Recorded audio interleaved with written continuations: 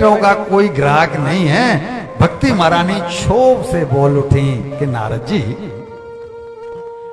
ये फिर राजा परीक्षित ने भक्ति महारानी इसको कलयुग को जिंदा गाय को छोड़ा, इसको मार क्यों नहीं दिया? ये मर जाता तो कलयुग का प्रभाव नहीं होता। तब वो कहते हैं कि नहीं, ऐसा नहीं है, कॉम्बिनेशन चलता है, चारों युग तो अपने हिसाब से घूमेंगे। इसमें एक विशेषता भी तो है। क्या? बोला कृते यत ध्यायतो विष्णु त्रेतायाम यजतो मखा द्वापरे परिचर्चायाम कलौ तद्धरे कीर्तना। सतयुग में जो काम, जो फल ध्यान से और तप से मिलता था, त्रेता में जो बड़े बड़े सेवा और पूजा से मिलता था, द्वापर में जो बड़े बड़े यज्ञ करने पर मिलता था, त्रेता में जो बड़े बड़े यज्ञ करने पर मिलता था, द्वापर में जो सेवा पूजा करने से मिलता था, वो कलयुग में केवल भगवान नाम से ही मिल जाता है। कलयुग केवल नाम आधारा, सुमिर सुमिर नर उतरे पारा।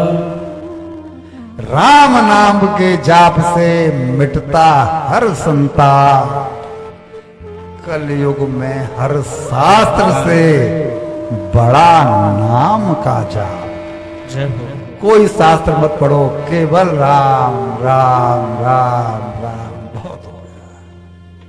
हरे नाम हरे नाम हरे नाम केवलम कलौ नास्तेव कलौ नास्तेव नास्तेव गतिर अन्यथा। कलयुग में दूसरी कोई गति है ही नहीं, कोई चीज शुद्ध नहीं है। न यज्ञ हो पाएगा, न कुछ और हो पाएगा, लेकिन नाम का सुमरन लगातार हो सकता है।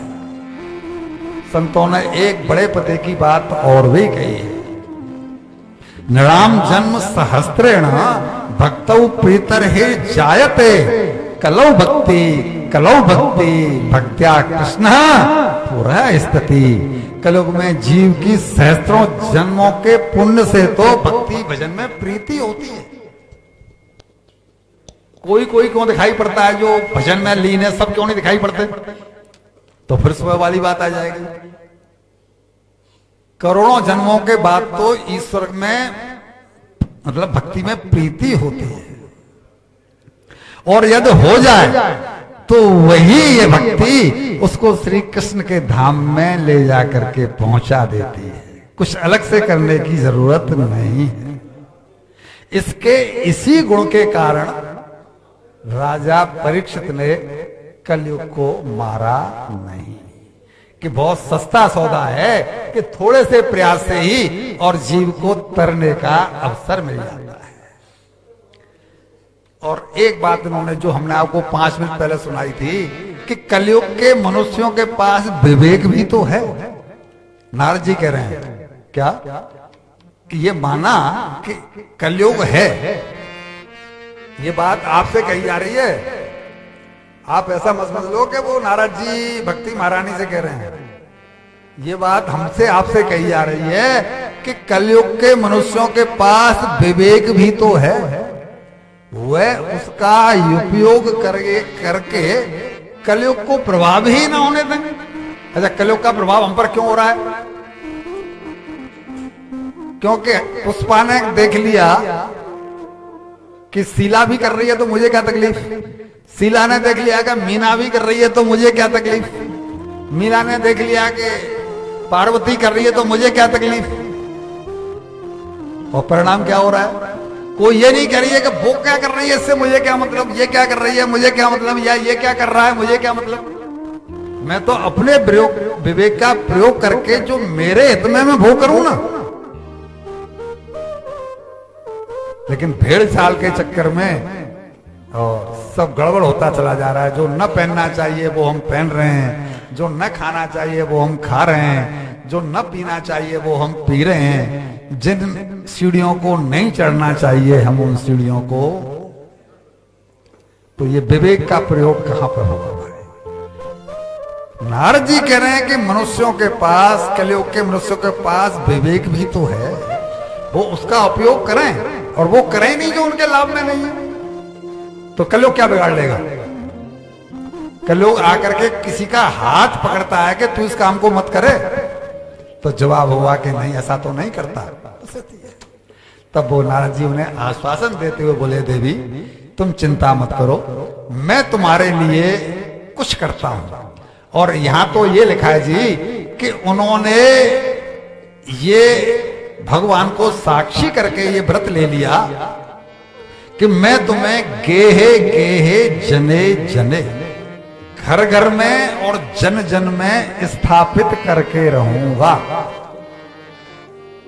अगर मैं सत्य में प्रामाणिकता से भगवान का भक्त हूं तो इसका अर्थ क्या हुआ? भगवान की सौगंध हो गई नहीं हो गई? हम क्या कहते हैं, मैं फला वंश का अगर वंशज हूं, मैं फला वंश का व्यक्ति हूं, तो मैं कहता हूं कि मैं इस काम को करके रहूंगा।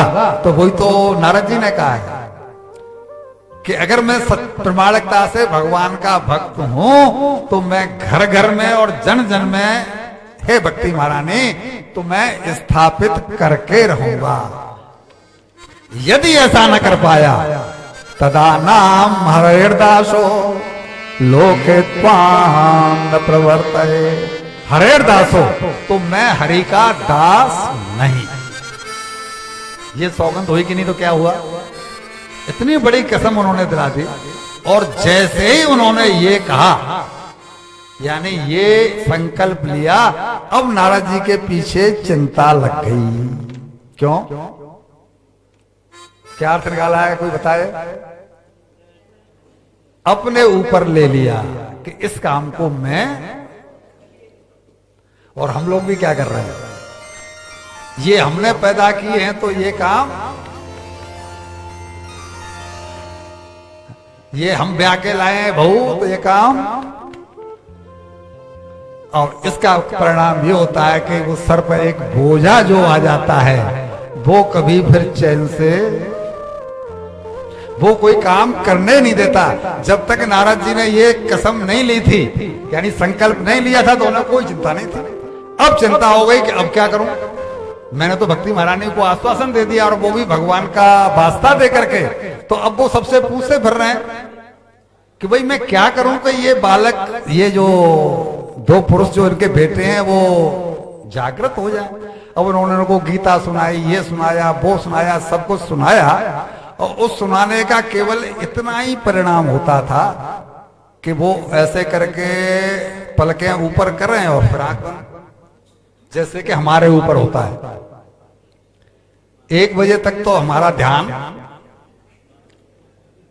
और जैसे ही वो सामने का पट खुला, वो पट खुला, ऐसे ही शाम को 8 बजेंगे और सामने का पट खुलेगा, तब तक तो है। तो वही हाल उनका था, जब तक वो सुना रहे थे तब तक तो वो आंखों को खोलते लेकिन फिर बंद कर लेते, खोलते फिर बंद कर लेते। अब उन्होंने कहा ये तो बात नहीं बनी, तो वो पूछते पाछते, भाई क्या करूं, कैसे करूं, क्या करूं, कैसे करूं।